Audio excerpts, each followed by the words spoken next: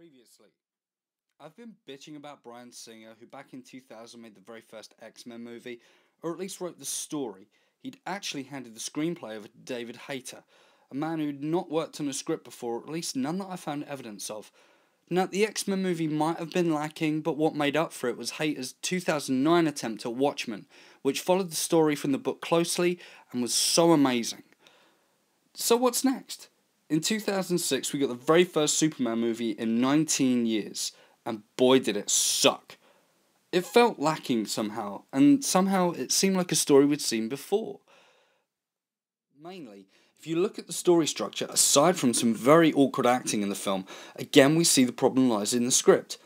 Superman Returns script was brought to us by Michael Dougherty, who wrote scripts for I, Lucifer and Trick or Treat, and Dan Harris from such films as Urban Legends, Imaginary Heroes, Until Death, and both of them who worked on the second X-Men film.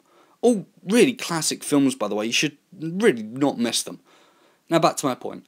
When adapting someone else's work, you need to know the basic character traits from, say, the source material. He's Superman. He fights for truth, justice, and the American way. He is the epitome of every superhero. He is the first.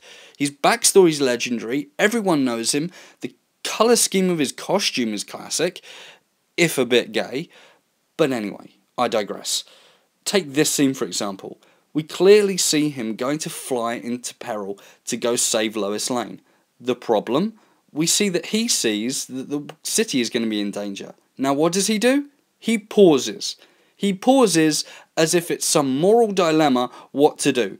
Should I save the city? Or should I maybe go save my girlfriend who gave birth to my illegitimate baby son? That's a real brain teaser, isn't it? And of course, who can forget the classic ending sequence? The son becomes the father, and the father becomes the son. Oh, I'm sorry, that makes perfect sense now. Here's me thinking it was a superhero film, and really it's about you and your illegitimate son bonding. Oh, silly me.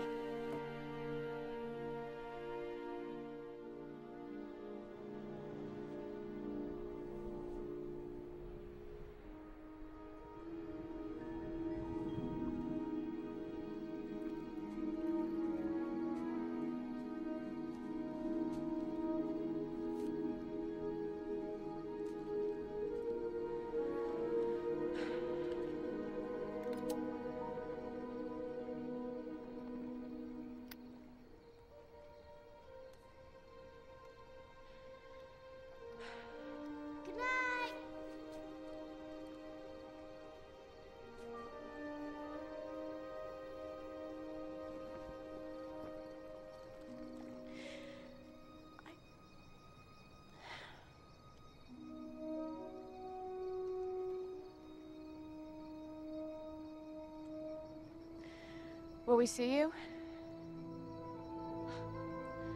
Around? I'm always around.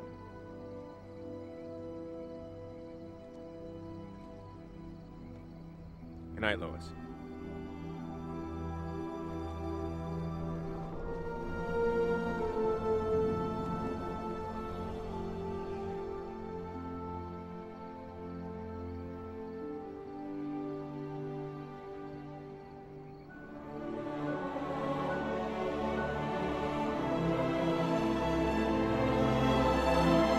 Whoa. Wait a minute. Wait a gosh darn picking minute, just right here. So let me get this straight. Superman leaves, he's been gone for a number of years, he comes back to outrageous applause to a world that has discovered that it doesn't need him. He's had an illegitimate son with Lois Lane, and he goes flying off at the end and everyone's okay with that. Yeah, if you're trying to ground the story in any realism, like Superman actually having a kid, maybe you should do the right thing and, oh, I don't know, make Lois Lane a little bit more pissed off. Is it just me? But that would not happen in real life. That ending is a fairy tale ending that would happen in the comic books. Adapting work means making it relevant to an audience. A different audience, true, but in the cinema, people are expecting a little bit more than just, hey, I saved the world. Oh, you did, you're so dreamy. Am I the only one that sees that?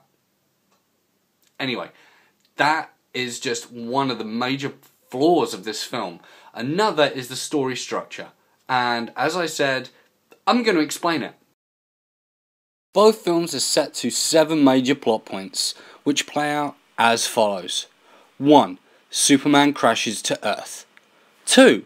Clark spends time on the farm. 3. Superman appears and performs an aerial rescue for Lois Lane. 4. Superman does some good deeds and showing off his powers. 5. Lex Luthor reveals his master plan. 6. Fight! Round 1 to Lex Luthor. And 7. Superman appears to win with a superhuman feat of strength. Oh, sorry. Yes, right.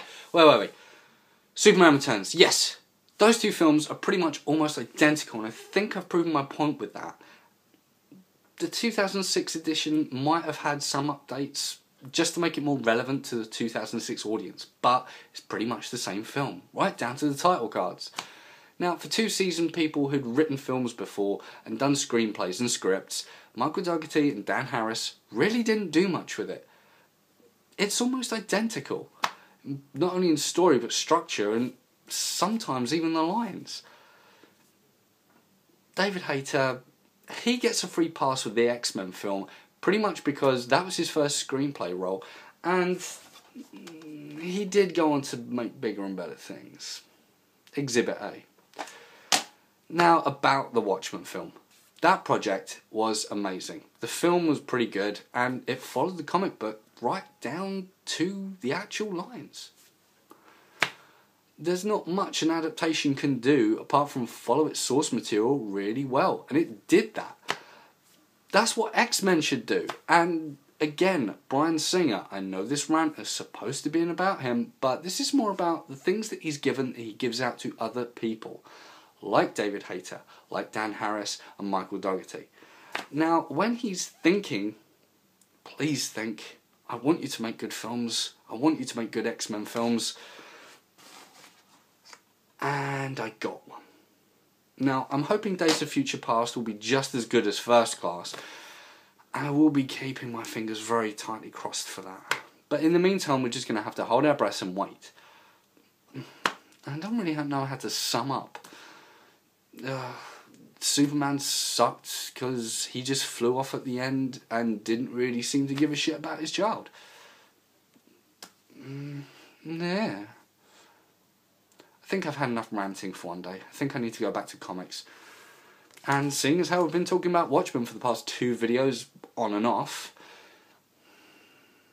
yeah, I know they've got nothing to do with the original comic, but screw you. Anyway. Until then, keep reading.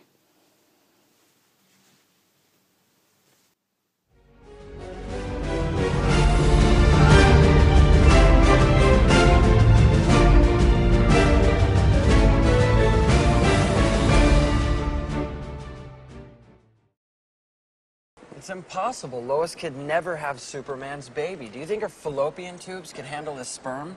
I guarantee he blows a load like a shotgun right through her back.